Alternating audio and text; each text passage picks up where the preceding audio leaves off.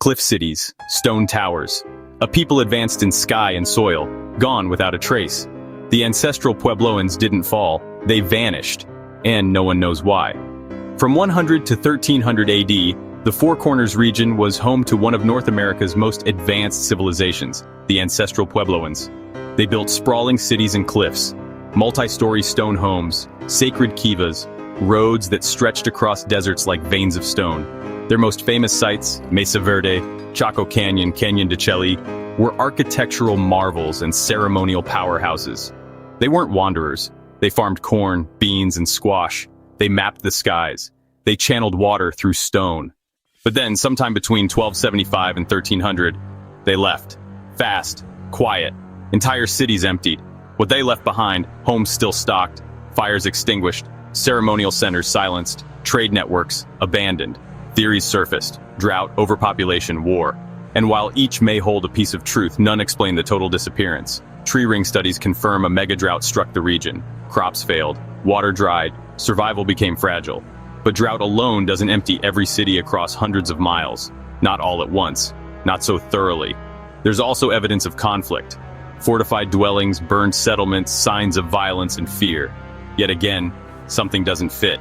If it was war, where are the conquerors? Why no successor civilization? Some researchers point to spiritual reasons. Pueblo oral traditions speak of a great migration, a sacred leaving. The Hopi, Zuni, and other descendants say their ancestors fulfilled their purpose and were called to move on, not in fear, but in obedience to spirit. When the balance of a place breaks, the people must walk away. They say Earth is alive, and when it speaks, the wise do not resist. They listen, they leave. Still something deeper lingers.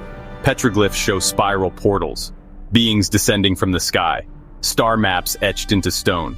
Chaco Canyon, in particular, was an astronomical observatory as much as a city.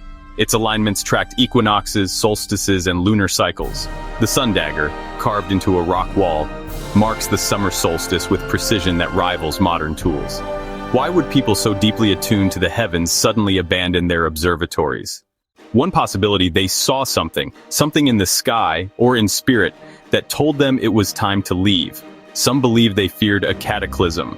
Others say they sensed a spiritual imbalance that could not be reversed.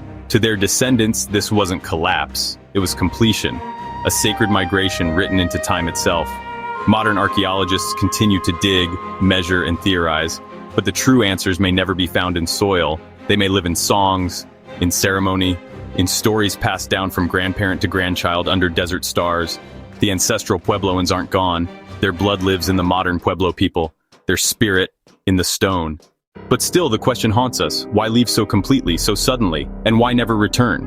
Perhaps the lesson isn't in the leaving, it's in knowing when to leave, when to stop, when to listen. Maybe they sensed what we ignore, that when a place loses harmony, no structure can hold it together.